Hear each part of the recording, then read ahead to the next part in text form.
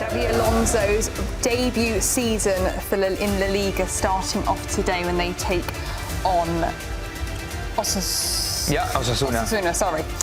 We've got the summer signings for Real Madrid. They were busy this summer taking in Dean Huijsen, Álvaro Carreras, Franco Mastantuono and Trent Alexander-Arnold. So they had a busy transfer window, bringing in these big names into their team. So that Aaron, last one you pronounced a little bit wonky. Aaron, let's talk about this side for Xabi Alonso. Got a lot of new players to be working with, a new team to be working with, a new league to be working with.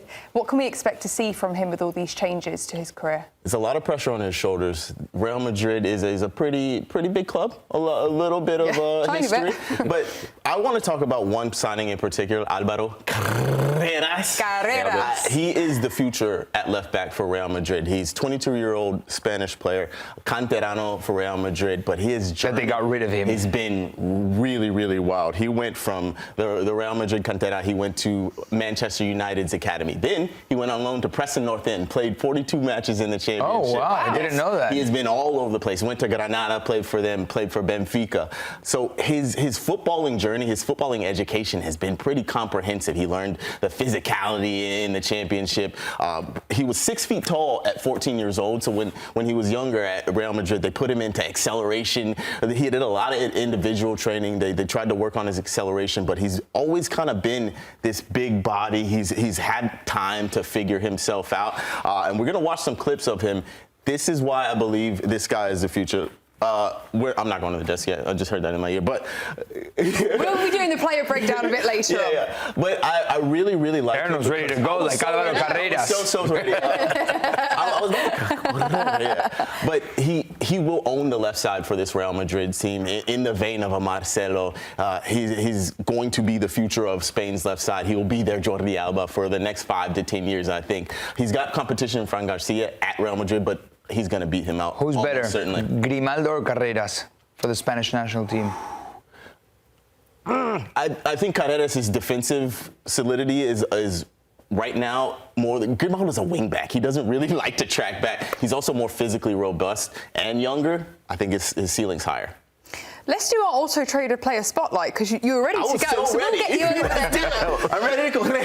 You're going to give us a breakdown of Álvaro Carreras. He's a 22-year-old left back from Ferrol, Spain. Played in the youth teams for Real Madrid and Manchester United. Played in Portugal, and he's just joined Real Madrid for a reported $58 million. So, Aaron, why don't you walk us through some of his plays and talk to us a bit more about Carreras? Yeah, I spoke a little bit about his strengths. He is about 6'1". He's got a big frame, strong body, but his ball control, even for a big guy, he handles the ball so well. In tight spaces, he can get out of trouble. His attacking end product, he contributed 11 goals last season for Benfica. He will get up into the attacking third. I was asked to come up with a weakness. If you look on Who Scored, it says no significant weaknesses. I watched a lot of tape. He does like to get forward, so he can occasionally get caught up out of position, but I don't want to act like he is it's a massive weakness of his. He's just a complete footballer, a complete fullback. Again, I was asked to come up with a comparison. The first thing I thought of was Riccardo Calafiori because of the big frame, his ability to get up and down on the left side, his ability to cut inside. He scores goals, he provides goals. When you look at his heat map, it is one of the funniest things I've ever seen. It's just the left side of the pitch. He owns this left side. He gets up and down. I mentioned his weakness positionally. It's because he loves to get down, so he occasionally will get caught out of position, but he is the full back. This kid is going to be fantastic for 10 years plus, and I am so excited to see him play. Yeah, Aaron, thank you very much for that. It'd be very exciting to see what the 22-year-old can bring this Real Madrid team. But Nico, we talk about some of the ins going into Real Madrid, but they had some outs over the summer. Modric left. Also, Jude Bellingham, he hasn't left, but he's out with a shoulder injury. Yeah. Just had surgery. Who can we kind of see fill that void whilst Trent Alexander is out for the next couple of weeks? Yeah, listen, I think Bellingham is going to be a sensitive spot for Trent. Jude Bellingham. I think Jude Bellingham is going to be a soft spot for Real Madrid not having him. Who's going to be the player that gives you football? that was the question last season with Bellingham on the pitch, right? So who's going to shoulder that responsibility? Is it going to be Arda Güler? We saw flashes of that. It's a player Arda who started out on the right wing and has been shifted into this role in the middle because he wants to be in contact with the ball. This has been the problem at Real Madrid since Toni Kroos left. Who's going to offer you the balance? Who's going to be the one that sets the tempo, that is going to play short but suddenly can switch the pitch and go long and give you that shift in motion? That's a question for Xabi Alonso, man, because he has to figure it out. Imbalance was the theme of last season, and it's going to have to be the biggest question that Xabi Alonso has to answer. And I think if he does answer that, things are going to fall into place. But I don't know. Look at this list. Tchouaméni has been in that position. He hasn't been able to. That position, but not that role. To the level, right. To the role of a Toni Kroos, of a Luka Modric. Valverde, he's more of a box-to-box. He's going to give you something different. You can't have Valverde doing other things that he's not best at. Yeah. Valverde has to arrive close to the box and shoot. Valverde has to give you that effort. Valverde can't play right back. I think we found that out in the last Club World Cup game. Sorry, I was going to go down the list, but my point stands.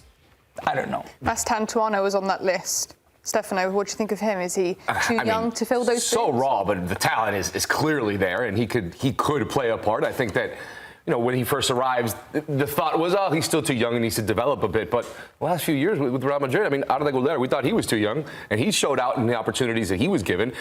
Going back to Jude, though, I don't think there is a like-for-like replacement for Jude Bellingham in this team.